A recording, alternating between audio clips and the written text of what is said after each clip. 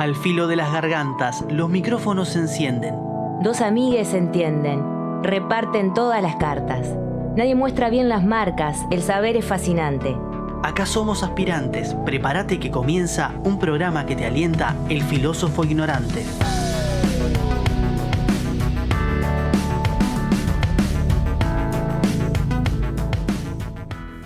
Buenas tardes, ¿cómo andan ustedes por ahí? Hoy estamos acá con Diego, podría decir, ¿cómo andas, Diego? Porque resulta que, como ustedes saben, este programa tiene casi siempre dos... Digo casi siempre porque hoy justamente es la excepción. Y en realidad el programa anterior, uno de los programas anteriores también había... la salud nos había jugado una mala pasada y entonces en ese caso me había tocado ausentarme a mí, pero hoy no tendremos en el horario de este programa a Marcelo como conductor, pero está ahí, ya se comunicó porque está en una sala de espera. Eso justamente lo que uno hace en una sala de espera, esperando ser atendido por su médico, pero es una cosa de Diego me pone una cara de preocupación y yo le digo, no, Diego, es solamente una cuestión de chequeo, esas cosas de rutina que una persona tiene que hacer cuando llega a cierta edad, que es el caso de Marcelo, como todos sabemos, y como todas sabemos. Así que bueno, eso va a estar sucediendo en el programa de hoy, no va a estar Marcelo, pero sí tenemos muchas otras cosas. Marcelo va a estar monitoreando del otro lado este programa. Entonces, en el principio vamos a, como hacemos siempre, a compartir la presentación cruzada de este programa para luego sí meternos en el tema y contarles, bueno, qué visitas tenemos hoy de calidad y de amor también en este programa. Patricia Pujol Echeverría, de la teja al mundo, del mundo a esta radio. Inquieta e incómoda, entre la comunicación y el campo de juego. Si es helado, que sea de limón. Marcelo Fernández Pavlovich. Dicen que llegó a ser doctor, pero no hace recetas ni diagnostica otra cosa que enfermedades sociales. Le gusta el dulce de leche, pero no aplica y no se saca la camiseta del San Pauli ni en las elecciones de horas.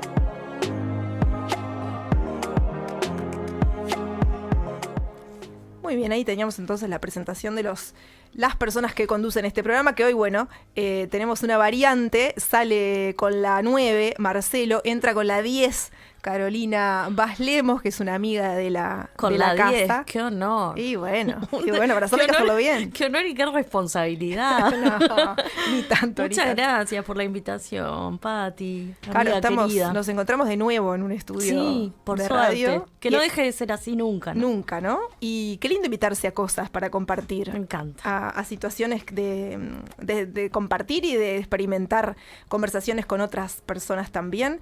El programa de hoy, Caro, el título, podríamos decir, o por lo menos la temática que vamos a tratar, le pusimos Tejer Memoria.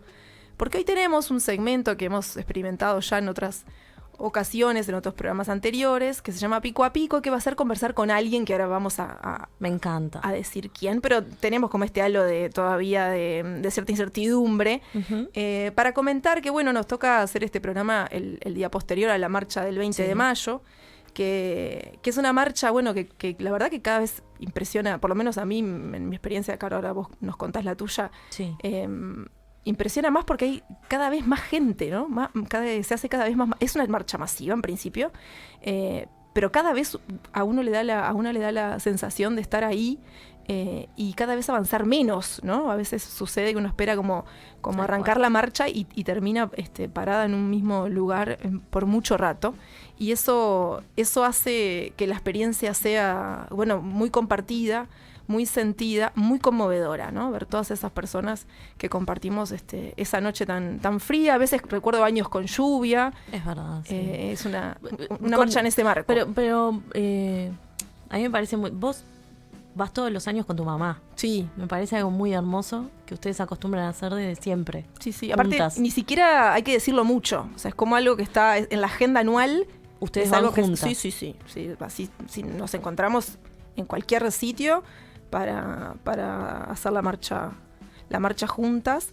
Y mi madre muchas veces se disculpa que va a llorar, me dice siempre. Todos los años me dice, yo en algún momento voy a llorar, como una cosa que ella asegura.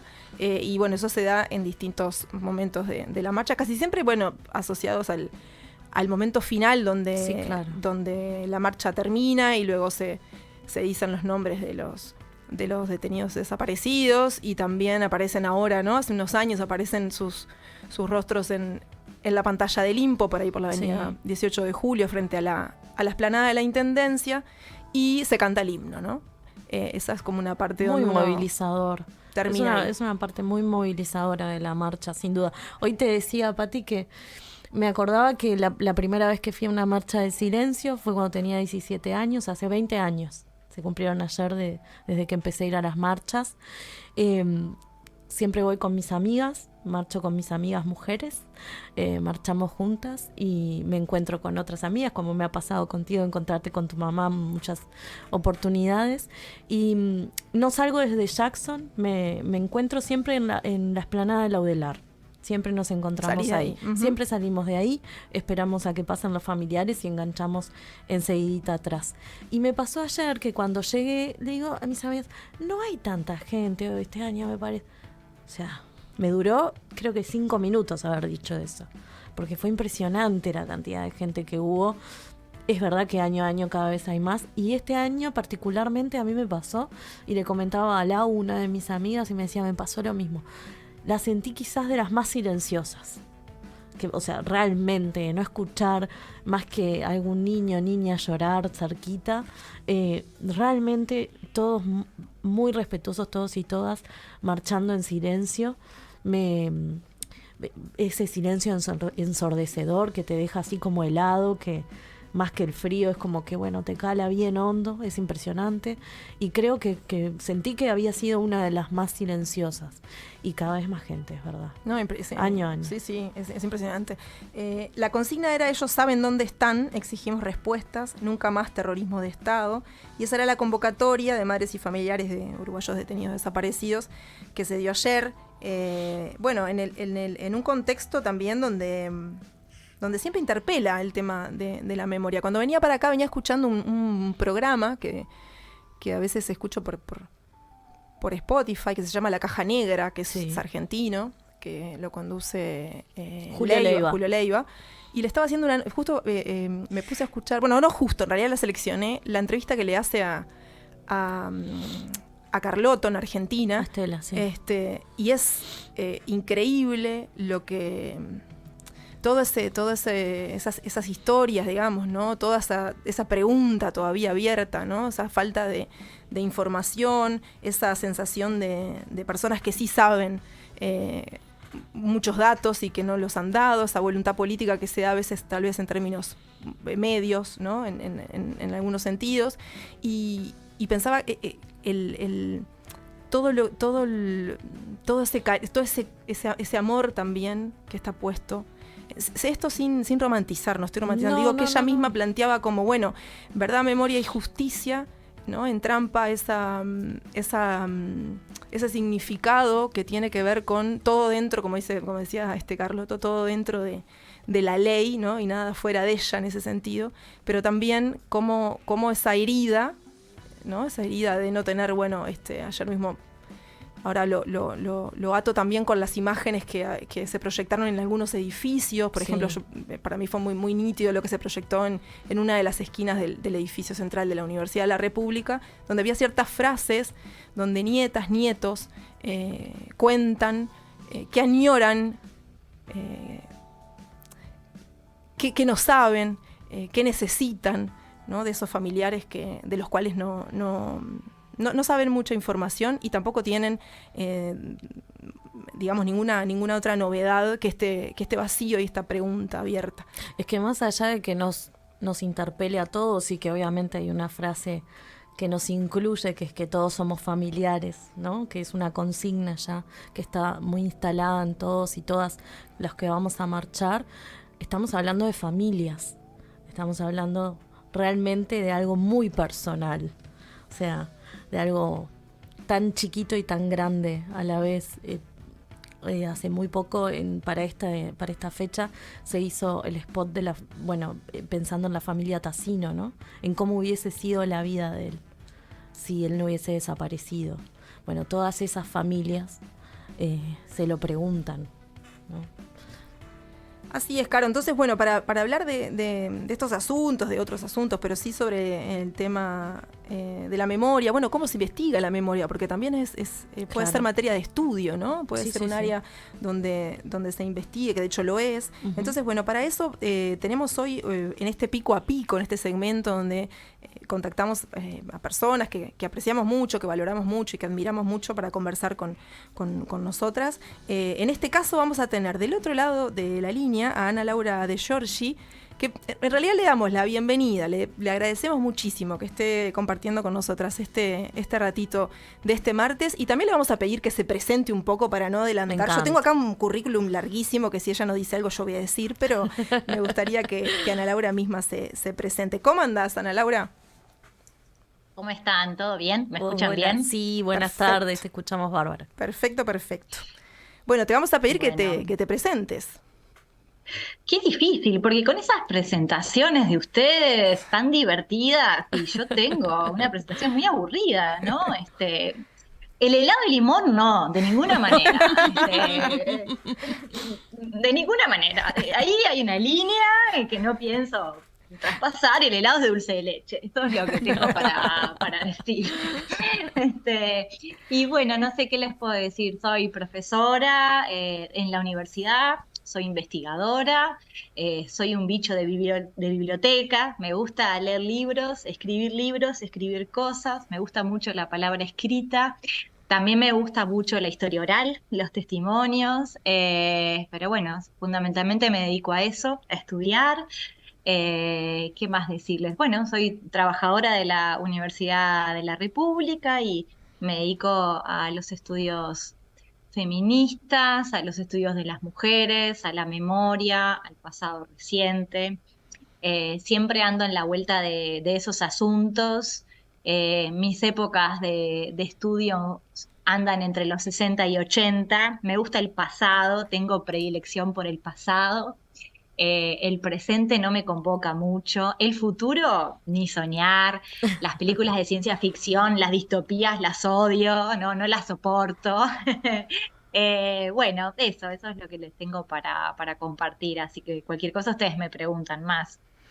Bien. Bueno, no, ya es un montón. Vos decís que no tengo nada divertido, pero por lo menos por lo que acabas de contar, tenés como mucha línea abierta ahí como para, no sé si divertirte, Ana, pero sí, por lo menos dedicar mucho tiempo seguro de tu vida, de tu pensamiento, de todo lo que vos hacés como profe, aparte en la UDELAR, y que un poco vamos a bucear un poco contigo, porque tenés sí contacto con nuevas generaciones, porque de hecho en tus clases seguro que cuando traes todo este pasado Claro, capaz que aparecen cosas. no le gusta tanto el presente, pero dialoga todos los días. Claro, sí.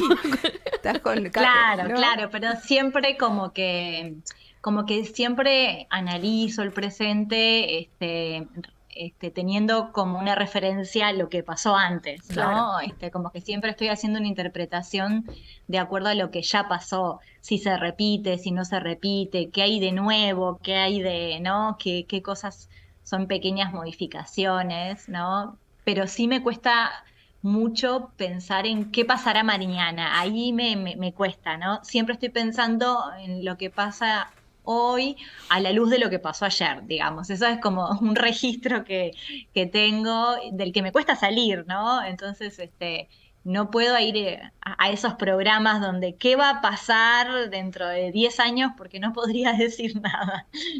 Bueno, acá hay un segmento en este programa que se llama Atrévase a soñar, que todavía no se inició, se inicia próximamente, que un poco es esa la convocatoria, pensar cómo te gustaría, es como una cosa así. Pero bueno, en este caso no te invitamos a ese segmento, Ana, y por lo que dijiste no te vamos a invitar para no hacerte pasar mal, pero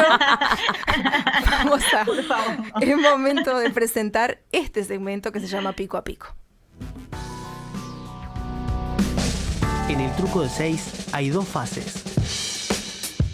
Hoy en El Filósofo Ignorante jugamos pico a pico.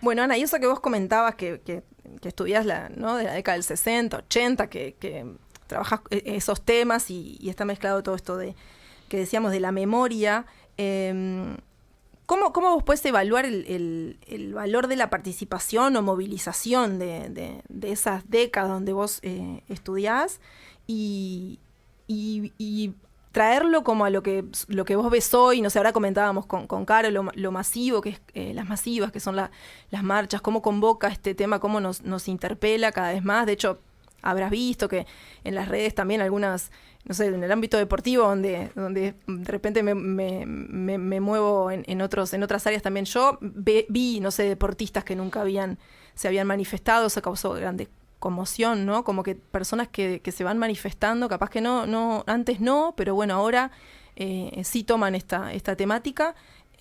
¿Cómo lo ves vos? Si tenés alguna opinión así respecto de esto.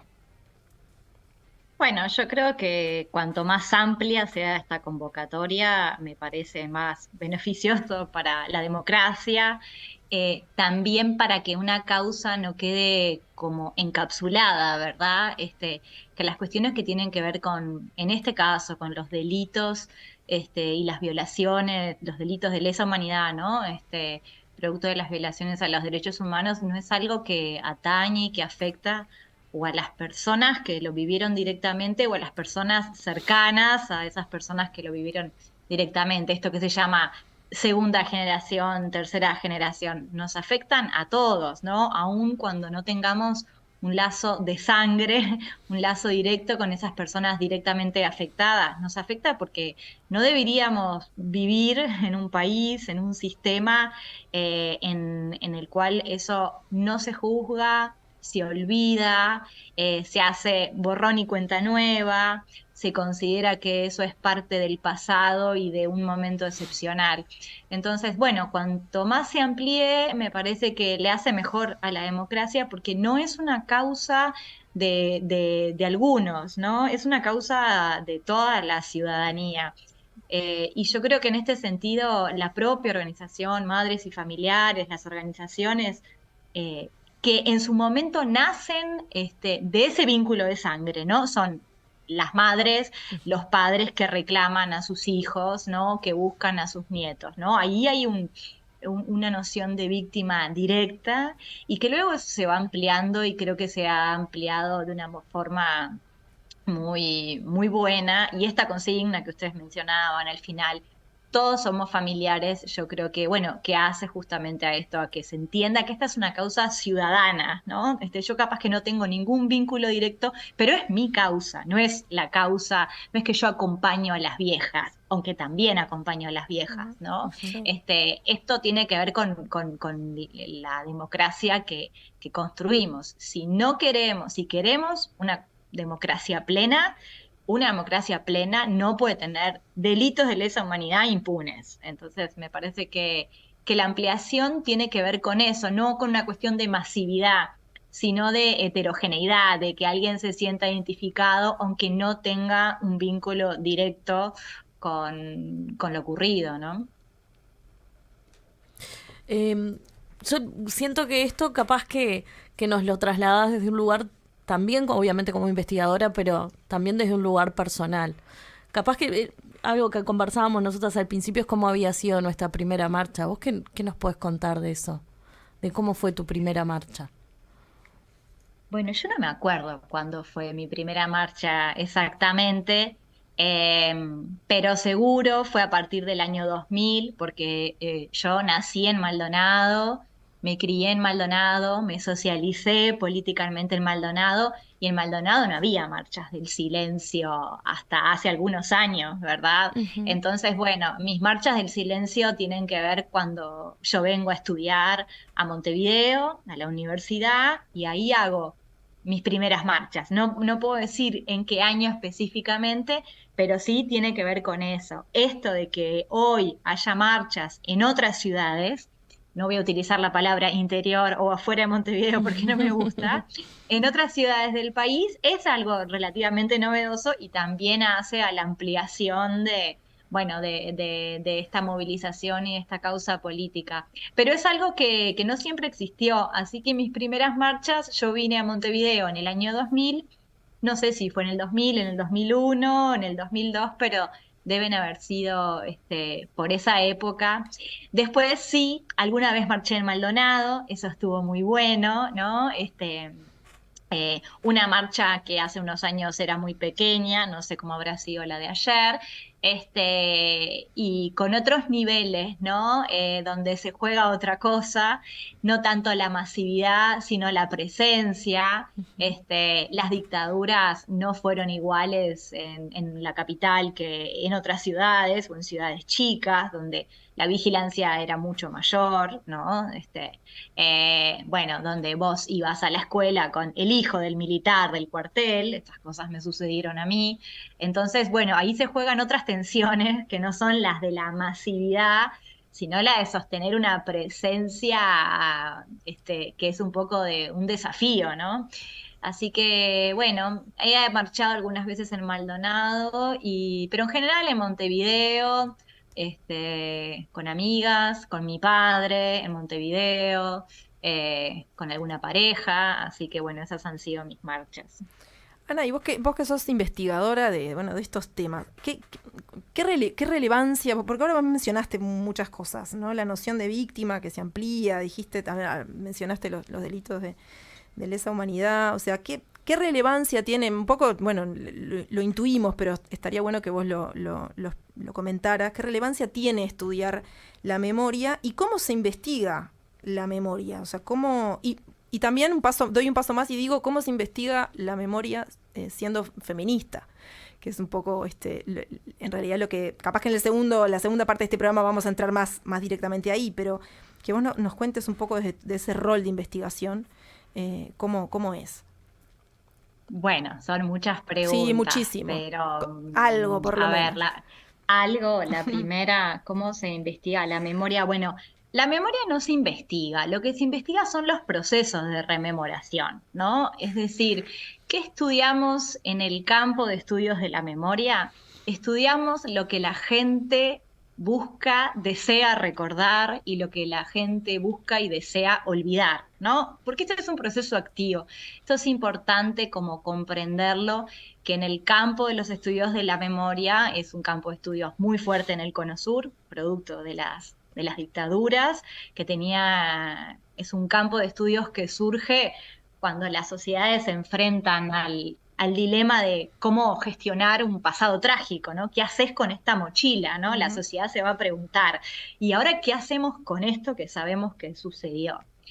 ¿Cómo lo recordamos? ¿Cómo lo traemos al presente? Entonces, lo primero es que la memoria no es una cosa que fija, que es estática, que es algo que viene del pasado al presente y yo lo traigo como en un paquete cerrado. A veces esta idea de legar la memoria, transmitir la memoria, a mí me parece que genera algunos problemas porque nos queda la idea de como, bueno, yo transmito la memoria, es que yo te transmito una cosa y parece que en el medio no hubiera ningún proceso de resignificación, de reelaboración, es como una posta que yo te paso. Estas metáforas se utilizan mucho, pero la verdad que hay mucho en el camino, ¿no? Bueno, porque cuando recordamos desde muy distintos lugares, decidimos recordar algunas cosas y otras cosas no. ¿Qué decidimos recordar? ¿Cómo decidimos recordar? ¿No? Bueno, para contarte el pasado, ¿qué traigo yo?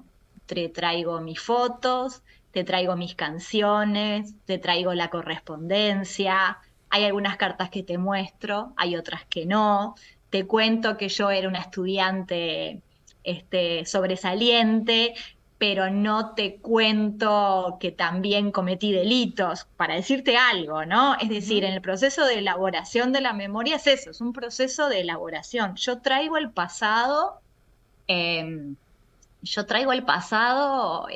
algo que lo gesto que se crea, que es una creación, y que no es arbitraria, no es que de forma arbitraria yo te muestro una cosa y no te muestro otra, o sea, hay un condicionamiento, ¿no?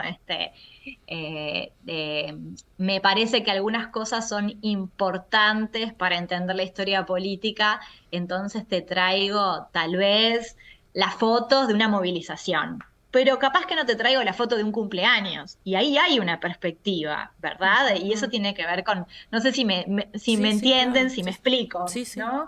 Entonces, lo más importante para el campo de estudios de la memoria es entender que siempre hay un proceso de elaboración, que siempre el pasado lo miramos desde un presente, que siempre miramos el pasado desde un presente. Y bueno, y que ese presente nos condiciona de alguna manera lo que recordamos y lo que hacemos para recordar o para no recordar, ¿no? Para administrar los silencios también. Esto me parece que es importante para discutir un poco la idea de la gente no habla, no quiso hablar, no pudo recordar, ¿no? Ujú.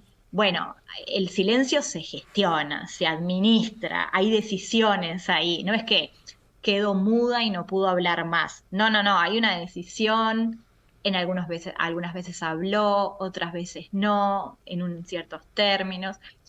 Pero esto es lo que A, me parece a más veces es importante, que externo también, ¿no? O sea, hay procesos de invisibilización. O sea, no. también, y además, eso por supuesto, ¿no? Sí, a veces En esa gestión, digo, que una es quiere hablar y no la externo. escuchan. Exacto, eso Sí, sí, quería decir. a veces una quiere hablar y no la escuchan, a veces una grita y no la escuchan, ¿no?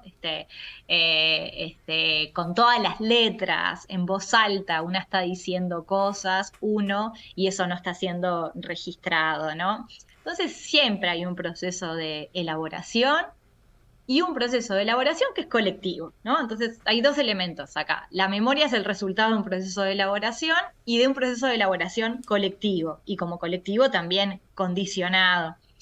Y también condicionado por relaciones de género, por relaciones racializadas, por Ujú. relaciones de clase, por relaciones de poder, de alguna manera, ¿no? No todos tienen las mismas oportunidades, como emprendedores de memoria, ¿no?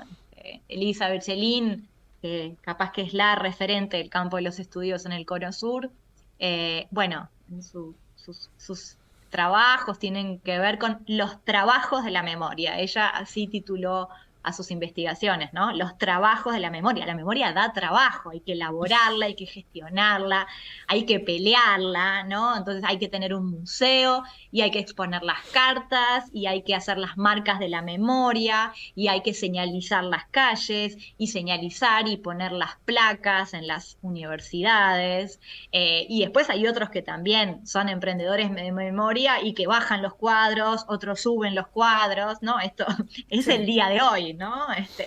Eh, y eso tiene que ver bueno, con un trabajo de memoria. Entonces, me parece que lo principal es esto, entender que no legamos la memoria, que no la transmitimos. Otra cosa es transmitir la importancia de una causa política, ¿no? Bueno, no te Claro. olvides pero no es un objeto, no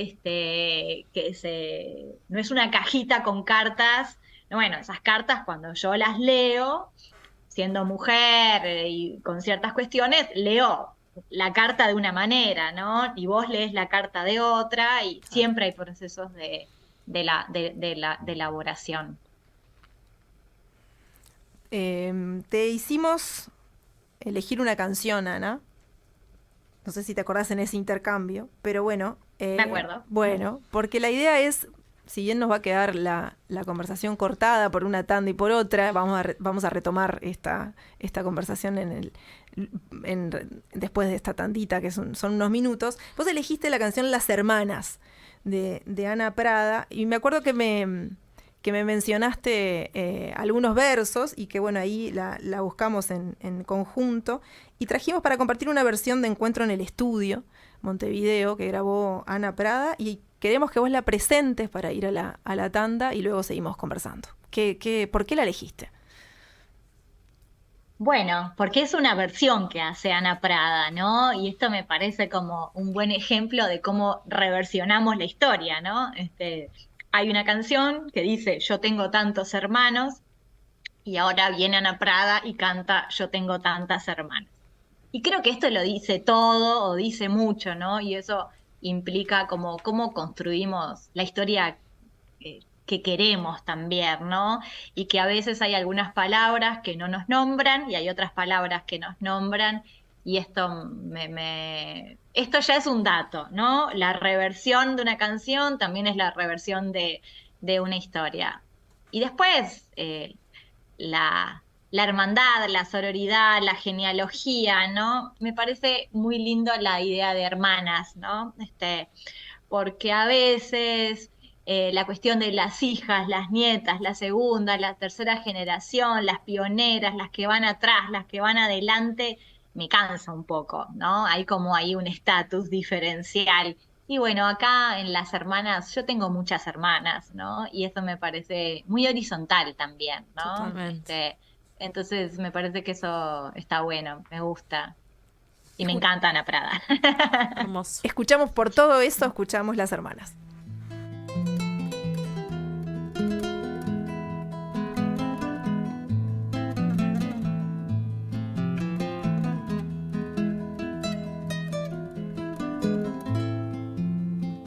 Yo tengo tantas hermanas que no las puedo contar. En el valle, la montaña, en la pampa o en el mar.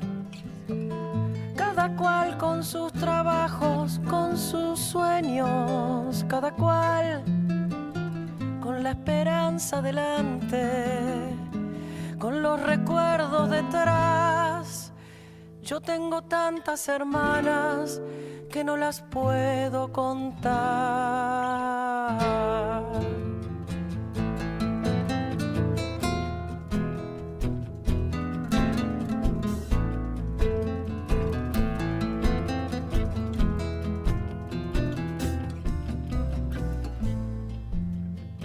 Gente de mano caliente, por eso de la amistad, con un lloro pa' llorarlo, con un rezo pa' rezar, con un horizonte abierto que siempre está más allá, y esa fuerza pa' buscarlo, con tesón y voluntad. Cuando parece más cerca, es cuando se aleja más. Yo tengo tantas hermanas que no las puedo contar.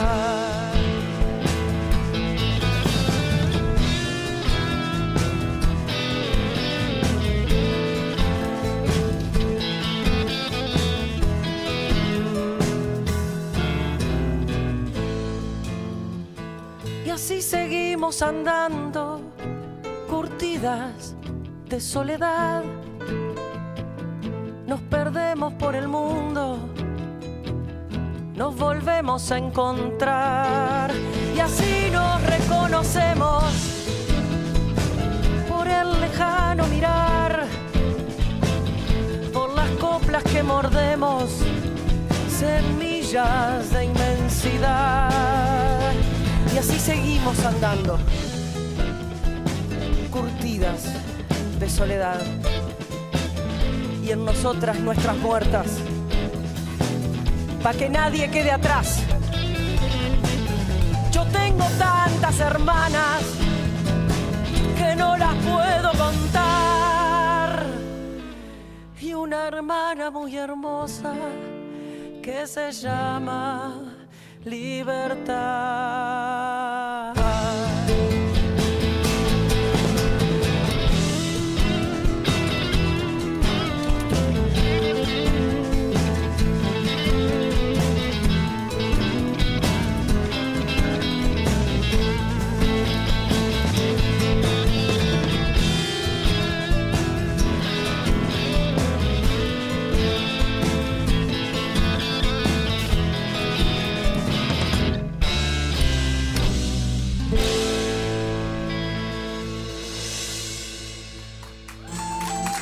Ya lo decía Lelutier, en estos tiempos El sensacional entretenimiento. El que piensa, pierde. aprendimos a perder hace rato.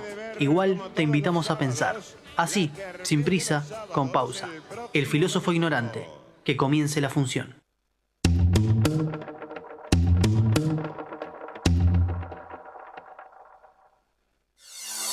la radio AM en el entorno mediático de América Latina y el Caribe.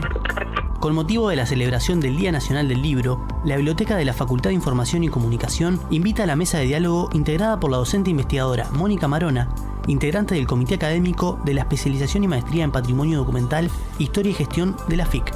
También estarán los docentes Gabriel Gali, director de Uniradio, y Alejandro Puch, coautor del libro La Radio AM en el ecosistema mediático de América Latina y el Caribe. Participarán además Nair Prata y Tito Ballesteros, editores y organizadores de la publicación. Miércoles 22 de mayo a las 18 horas. Biblioteca de la FIC. Entrada libre y gratuita. La Universidad de la República desarrolla actividades de enseñanza, investigación y extensión a través de casas y sedes universitarias en 11 departamentos de Uruguay. Acércate a conocer experiencias transformadoras en todas las áreas del conocimiento. UDELAR en todo el país. Martes, 18 horas, por Uniradio. Y también estamos en Spotify.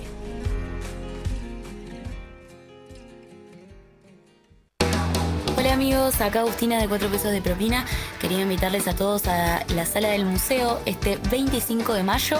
Vamos a estar tocando con nuestros hermanos de Francisco el Hombre que vienen desde Brasil. Así que nada, para gozar todos esa tremenda noche, las entradas ya están disponibles por Red Tickets, así que los esperamos a todos.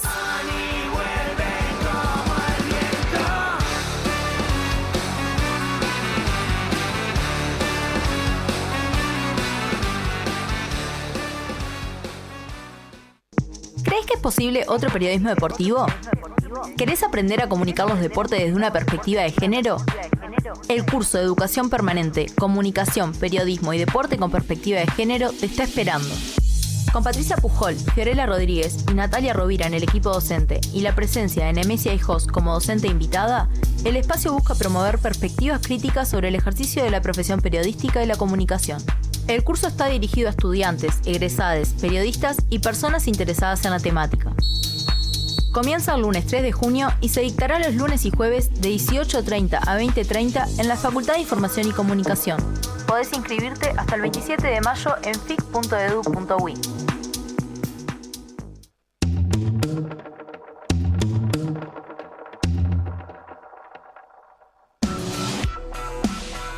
Nos encuentran en Facebook y Twitter. Nuestro correo es filosofoignoranteradio@gmail.com.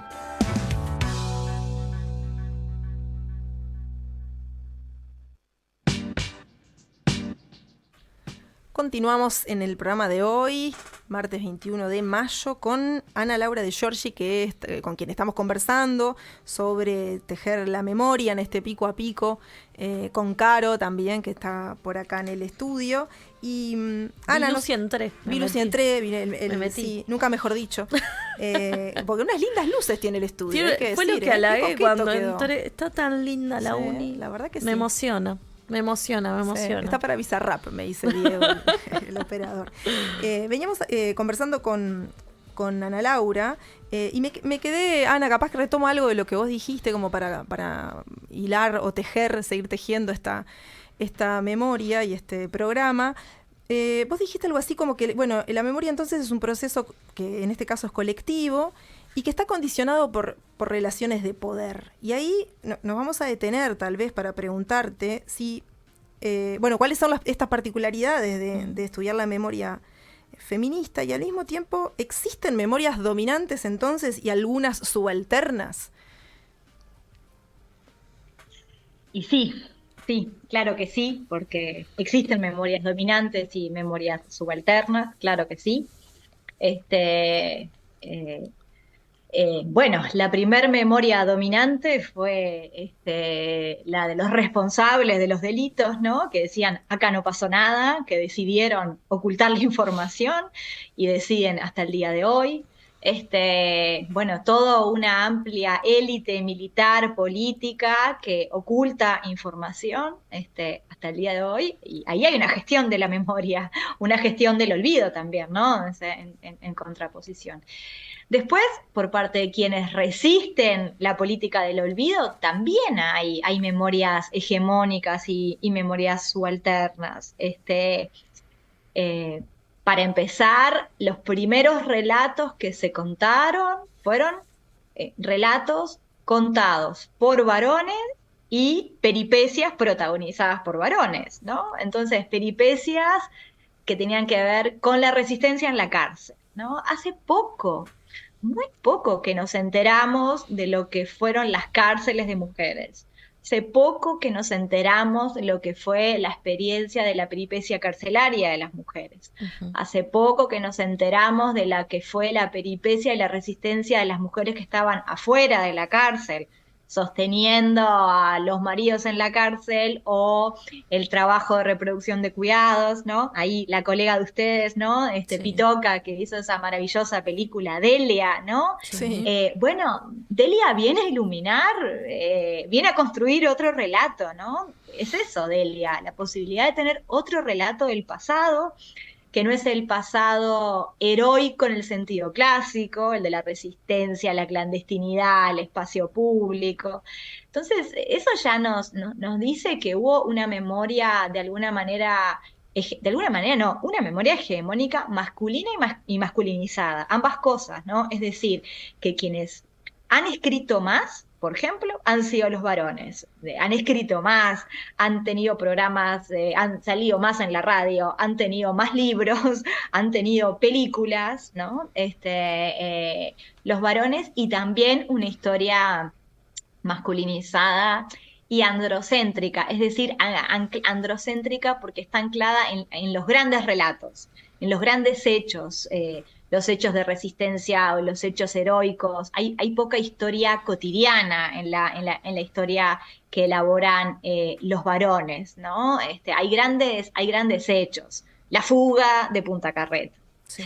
Después, cuando aparecieron las mujeres, aparecieron las mujeres. Es decir, cuando algunos relatos de las mujeres empezaron a tener audibilidad, a veces también aparecían estos grandes relatos heroicos, ¿no? Que es eso, la fuga de las mujeres, ¿no? De la cárcel de mujeres. Y quedaba poco espacio para otras resistencias, para otras experiencias.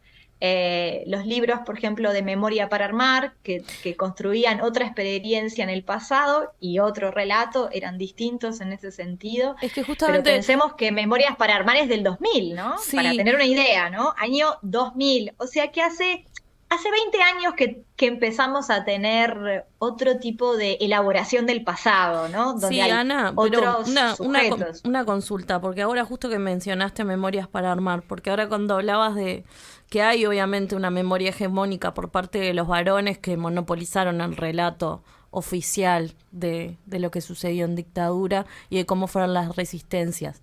Hay una construcción, asumo que tenés esa mirada, seguramente al mencionar Memorias para Armar debes acompañar por ahí el pensamiento. Hay una construcción mucho más colectiva por parte de las mujeres, de esa reconstrucción de su memoria y de cómo contar cómo fue su resistencia, que en el caso de los varones son procesos más individuales, los que conocemos, o sea, no es que ellos digan que lo hayan hecho solos, pero cómo lo cuentan.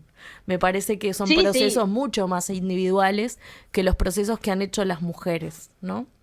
Sí, totalmente, ¿no? Totalmente. Procesos colectivos desde que ellas se vuelven a juntar, ¿no? Y en ese famoso relato, ese encuentro que, no sé, las del número tal llevaban bebida y las del número tal llevaban comida, el número que tenían en la cárcel, ¿no? Sí. Ese famoso encuentro, el reencuentro, siempre hubo procesos colectivos, pero esto tiene que ver con una socialización de género, o sea, nosotros hablamos, porque hay una socialización de género, entonces hablamos en la cocina, hablamos sobre la vida privada, cotidiana, porque hay otro registro en ese sentido, ¿no? No somos, desde nuestra crianza, no somos enviadas al mundo de la masculinidad abstracta, como dice una autora, ¿no? Sino al mundo de una red, ¿no? Entonces en ese estamos, el proceso en general siempre es colectivo. Son pocas las historias individuales, la memoria de fulanita casi que ni existen, ¿no? Incluso si pensamos en el testimonio de Lilian Celiberti, en el libro de Mi habitación, mi celda, es un libro que se construye en un diálogo con Lucy Garrido, y muchas veces cuando uno lee el libro no sabe quién está hablando, ¿no? Porque hay como, no sabes, pero aquí está hablando Lucy, está hablando Lilian, porque hay un diálogo que se solapa y es como una voz colectiva. Sí, el proceso de rememoración de las expresas políticas ha sido un proceso colectivo. Pero bueno, continúo, ¿no? Una vez que que se elaboraron que vino un relato de lo que había sucedido, vino un relato que nos trajo ciertas experiencias, ¿no? Pensemos que por ahora, incluso, aunque tenemos voces de mujeres y aunque tenemos voces de presas políticas, tenemos ciertas historias de las presas políticas, ¿no? Sí. No tenemos historias heroicas, por ejemplo. No es que esté reclamando una historia violenta, ¿se entiende? Pero quiere decir, hablamos de unas cosas, hablan de unas cosas y no de otras. Es decir, los marcos para recordar son marcos de género, de alguna manera, ¿no? Los archivos también tienen esas marcas. Y después, bueno, en general tenemos una memoria muy heteronormada. No es que tenemos una memoria, tenemos un relato muy heteronormado. La maternidad, por ejemplo, ha sido narrada siempre como deseada, ¿no? Vivida o con alegría o con sufrimiento, pero sufrimiento por no poder ejercerla, pero por ejemplo nunca vamos a encontrar en los relatos de las presas políticas una cuestión que con distancia de la maternidad, por ejemplo, ¿no? Siempre como la dictadura operó ahí un castigo, entonces la maternidad siempre se recuerda como el amor a los hijos y el cariño, ¿no? Y el sufrimiento total por estar alejados. Hay un relato maternal también, un relato maternal que está muy presente en las expresas políticas, ¿no? Que si pensamos, muchas de las presas políticas eran jóvenes muy desobedientes, ¿no? Creo que el feminismo de estos últimos años ha permitido traer relatos de la desobediencia, pero eso costó, ¿no?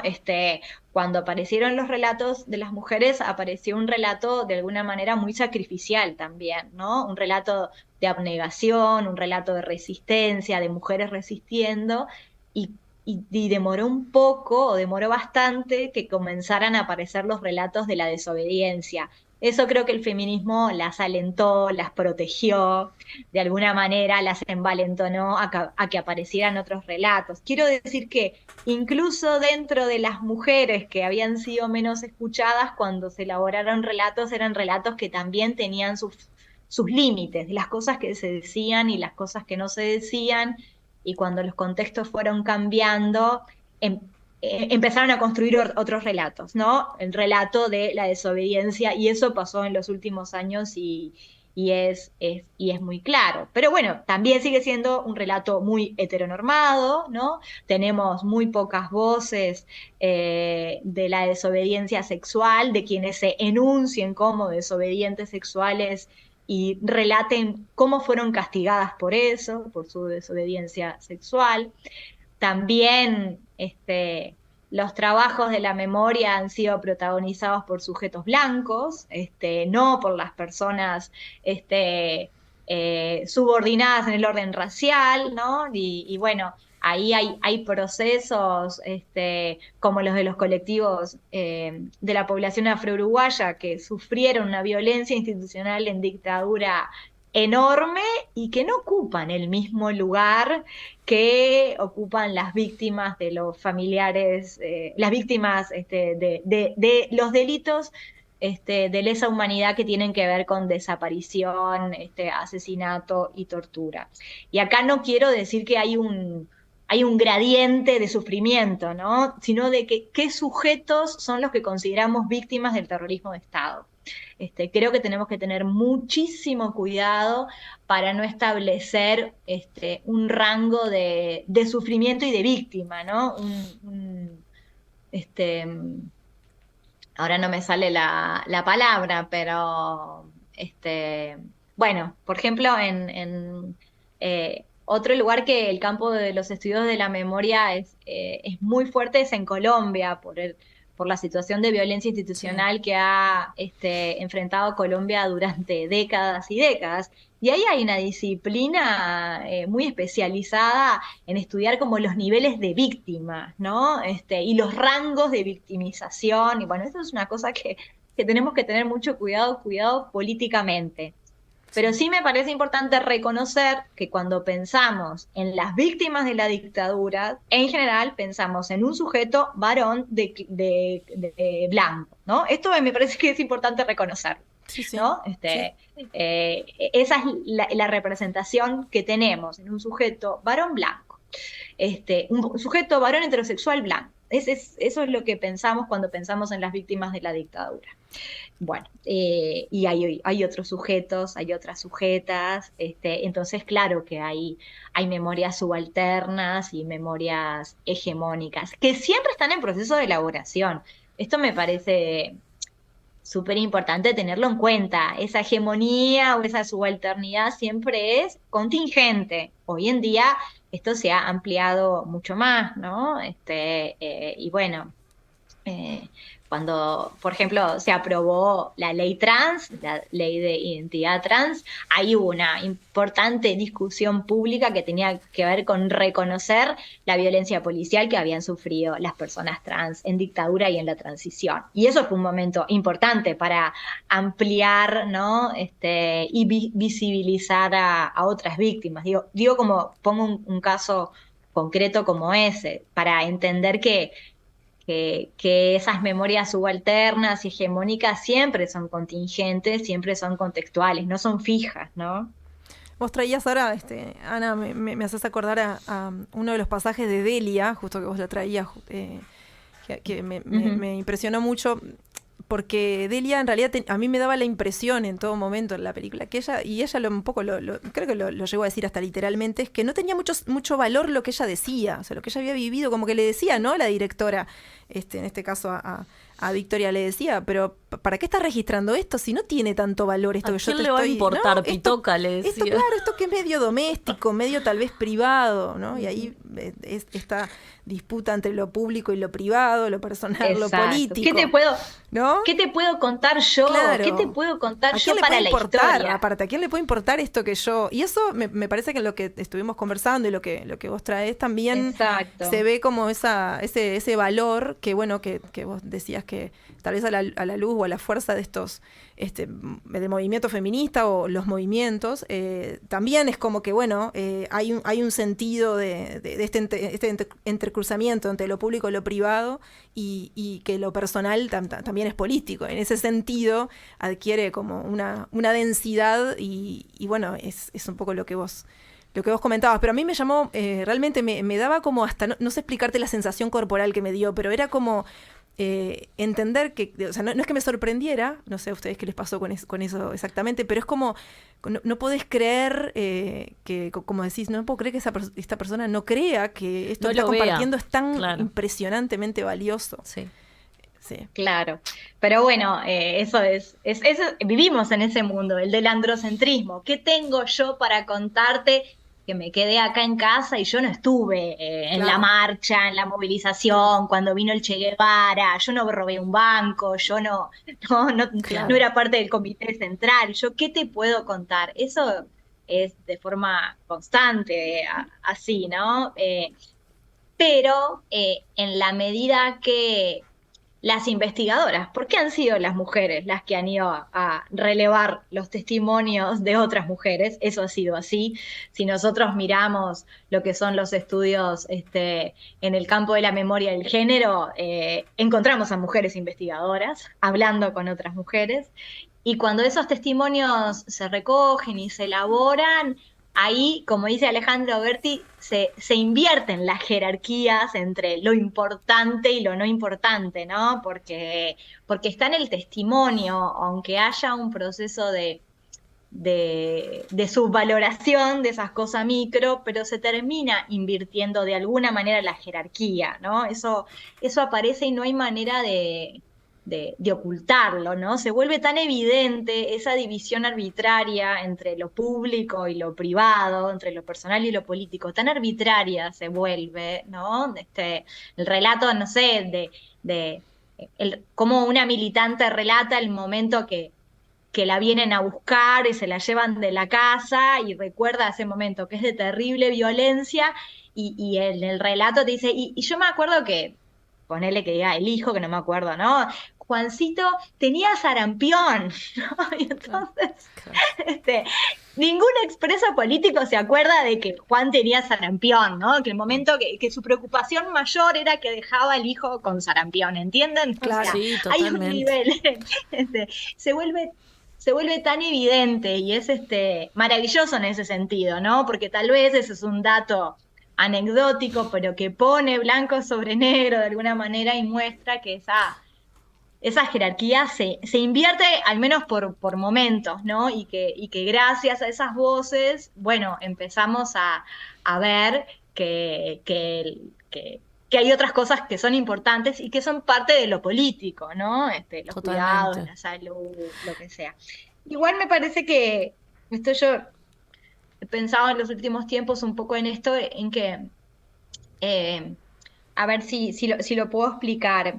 Es decir, los trabajadores de la memoria, es decir, los emprendedores de la memoria, aquellos que relatan más, también luego hay como un ejercicio de esa práctica de contar, ¿no? De ir a la tele, de dar una entrevista, de la radio, de contar, ¿no? Incluso una peripecia que puede llegar a ser muy dolorosa, pero después hay como cierto músculo para eso, ¿no? Para contarlo, ¿no? Hay una práctica del narrar eso que se termina siendo un poco protectora de alguna manera.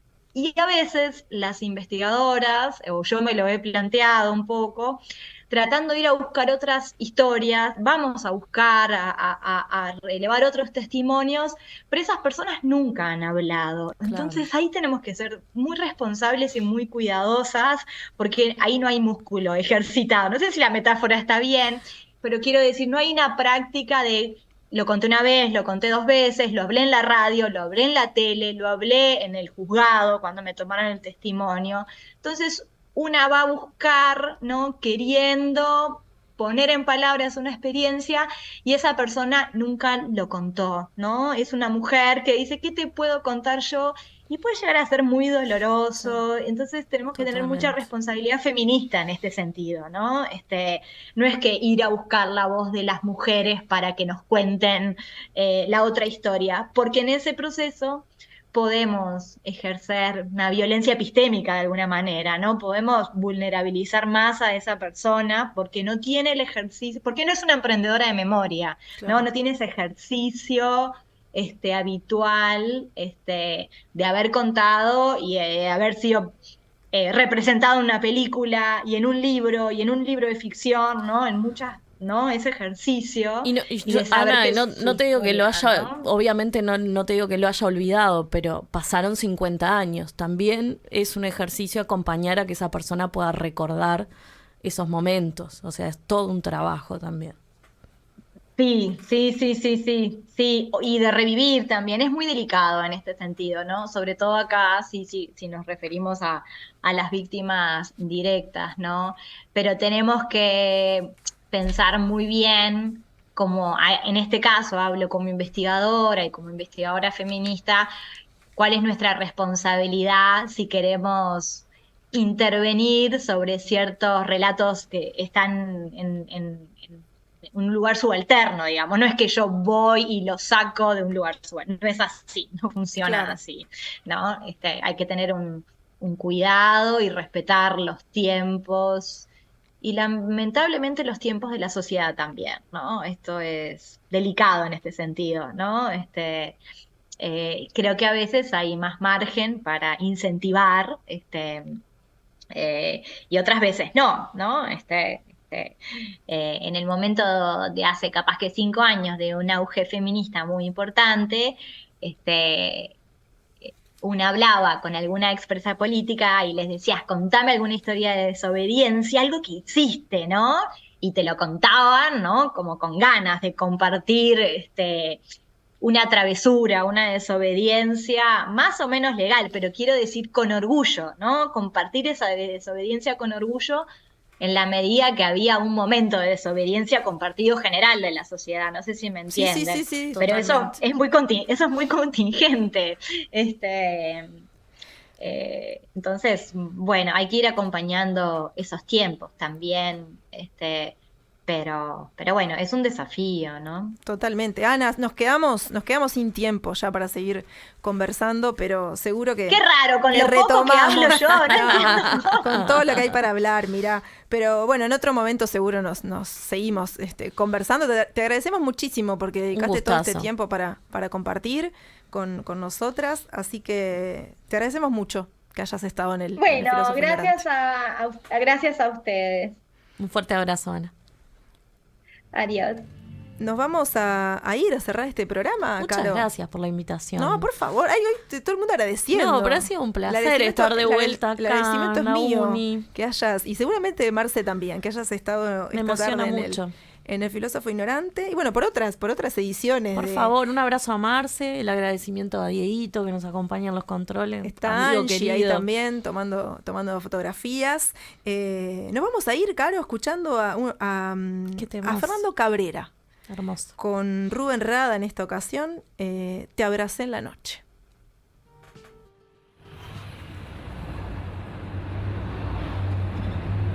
Te abracé en la noche, era un abrazo de despedida, te ibas de mi vida, te atrapó la noche, la oscuridad traga y no convida, quede a la deriva. Tal vez fue un derroche, los sentimientos más bendecidos flotan como idos.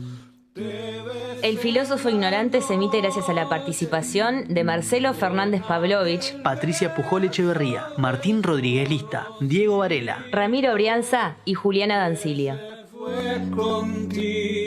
En el Filósofo Ignorante de hoy estuvo Ana Prada, Ana Laura de Giorgi y Fernando Cabrera. Abrazo de despedida, te ibas de mi vida, te atrapó la noche, la oscuridad traga y no convida, quede a la deriva.